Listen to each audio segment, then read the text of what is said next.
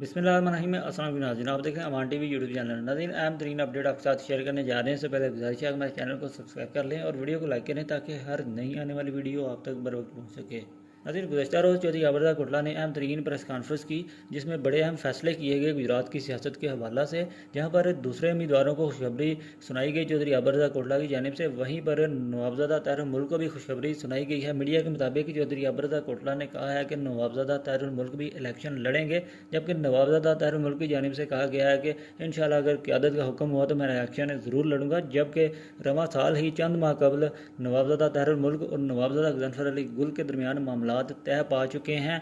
और नवाबज़ादा ख़ानदान ने बड़ी प्रेस कॉन्फ्रेंस में ये फैसला किया कि इस जो इलेक्शन में आइंदा इलेक्शन में नवाबज़ादा गज़नफ़र अली गुल MNA की सीट पर इलेक्शन लड़ेंगे, जबकि नवाबज़ादा हैदर मेहदी MP की सीट पर इलेक्शन लड़ेंगे। जबकि उससे अगले इलेक्शन में नवाबज़ादा हैदर मेहदी MNA की सीट पर इलेक्शन लड़ेंगे, जबकि नवाबज़ादा ताहिरुल मुल्क MPA की सीट पर इलेक्शन लड़ेंगे, या उनका नामजद उम्मीदवार जो है वो इलेक्शन लड़ेगा।